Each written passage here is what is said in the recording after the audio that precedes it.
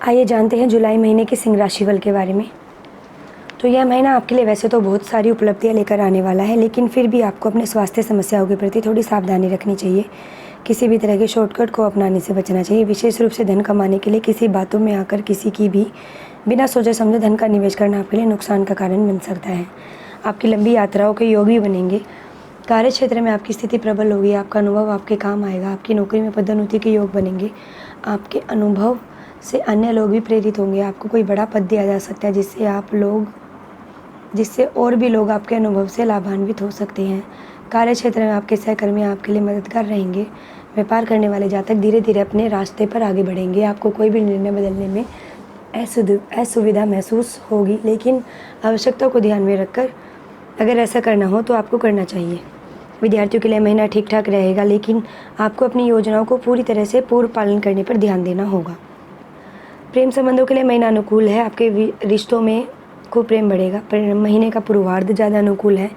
विवाहित जातकों को छोटी छोटी समस्याओं का सामना करना पड़ सकता है, लेकिन आप अपने रिश्ते के पक्के रहेंगे और इससे आपका वैवाहिक जीवन सुखद हो सकता है।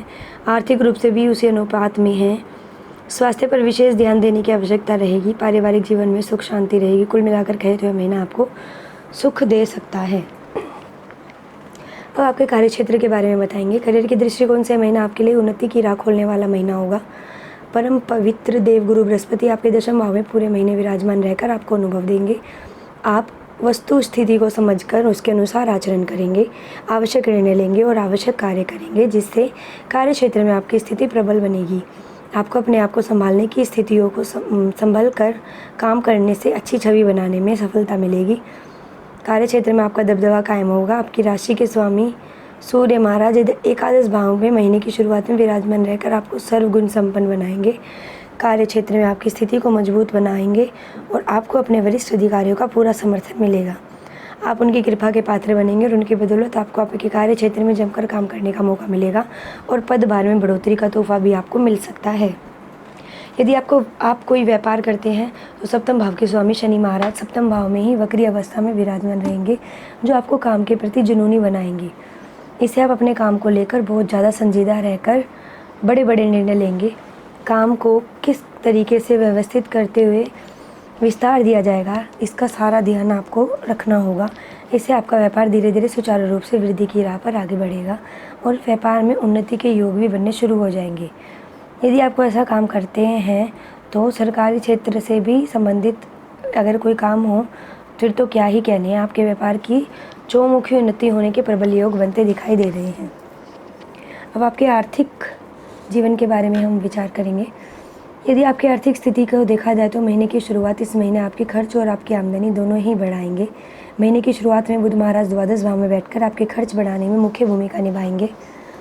विशेष तौर पर आप आमदनी का कुछ हिस्सा खर्च करेंगे और आपके व्यवसाय में भी खर्च होंगे, लेकिन सूर्य महाराज और शुक्र महाराज एकादश भाव में बैठकर आपकी आमदनी को बढ़ाने में महत्वपूर्ण योगदान देंगे। राहु महाराज की स्थिति अष्टम भाव में आपके साथ अचानक से धन प्राप्ति और धन लाभ के योग बना सकते हैं, लेकिन बिना सोचे समझे निवेश करने से अचानक धन लाभ या धन हानि की संभावना बन सकती है। मंगल महाराज महीने के उत्तरार्ध में दशम भाव में बैठ जाएंगे और आपकी आमदनी को बढ़ाने में मदद करेंगे, लेकिन सूर्य और शुक्र आपके द्वादश भाव में प्रवेश कर जाएंगे, जिससे आपके खर्चों में और तेज़ी देखने को मिलेगी। लेकिन 19 जुलाई को बुध महाराज के आपके राशि में प्रवेश कर जाने से इन पर कुछ हद तक नियंत्रण हो सकता है। इस प्रकार कहा जाए तो यह महीना उतार चढ़ाव से भरा रहेगा। आर्थिक तौर पर आपको सावधानी रखनी होगी कि कहीं कोई ज़्यादा बढ़ा हुआ खर्च ना करना पड़ जाए, जो आपकी आर्थिक स्थिति को प्रतिकूल स्थितियों की ओर ले जाए। आपको अपनी आर्थिक स्थिति को ध्यान में रखते हुए धन का उपयोग करना चाहिए और आवश्यक योजनाओं में निवेश करने के लिए विचार करना चाहिए। अब आपके स्वास्थ्य के बारे में हम बताएंगे। यह महीना स्वास्थ्य के दृष्टिकोण से वैसे तो ठीक ठाक रहने की संभावना है, फिर भी राहु महाराज के पूरे महीने अष्टम भाव में और केतु महाराज के पूरे महीने द्वितीय भाव में बने रहने से भोज्य सामग्री से संबंधित शारीरिक समस्या आपको परेशान कर सकती है। आपके भोजन में असंतुलन और पौष्टिकता की कमी तथा बासी और गरिष्ठ भोजन करना आपको स्वास्थ्य समस्याएं दे सकता है और आपके स्वास्थ्य को प्रभावित कर सकता है और आपके स्वास्थ्य के लिए ये हानिकारक है। इसलिए आपको इन समस्याओं से बचने का प्रयास करना चाहिए। इस महीने आपको कमर में दर्द का एहसास हो सकता है, उसके लिए आवश्यक कदम उठाएं ताकि कोई बड़ी समस्या आपको परेशान न कर सके। आप अपने स्वास्थ्य को भली प्रकार संभाल पाएँ। एक अच्छी दिनचर्या इसमें आपकी मदद कर सकती है। आइए अब आपके प्रेम व वैवाहिक जीवन के बारे में चर्चा करेंगे। तो यदि आप किसी को प्रेम करते हैं और ये महीना की शुरुआत आपके प्रेम जीवन को बहुत खूबसूरत पलों का तोहफ़ा देने जा रही है। शुक्र जैसे ग्रह की दृष्टि आपके पंचम भाव को प्यार से सरोवर कर देगी। आप और आपके प्रियतम के बीच में कुछ रोमांच से भरा हो सकता है। आपको चारों ओर कुछ अजीब सी खुशी का अनुभव होगा, पर यह खुशी आप दिल से अपने प्रियतम को भी देना चाहेंगे, जिससे आप दोनों के बीच अंतरंग संबंधों में भी बढ़ोतरी होगी और आपका रिश्ता परवान चढ़ेगा। सूर्य महाराज की दृष्टि पंचम भाव पर होने से बीच बीच में अहम का टकराव भी होगा, लेकिन वह प्यार ही क्या जिसमें छोटी छोटी कहासुनी ना हो। इससे प्यार और बढ़ेगा। हालांकि महीने के उत्तरार्ध में जब 12 जुलाई में मंगल महाराज दशम भाव में बैठकर आपके अष्टम दृष्टि से आपके पंचम भाव को देखेंगे, तो आपके प्रेम जीवन में कुछ तनाव बढ़ा सकते हैं। बेवजह की चिंताएं और बेवजह की कहासुनी आपको परेशान कर सकती है। इस सब से निकलने के लिए आपको अपने प्रियतम से बातचीत करनी चाहिए और एक दूसरे को बैठकर समझाएं और इस बात का हल निकालें। इससे कोई बड़ी अप्रिय समस्या नहीं हो पाएगी।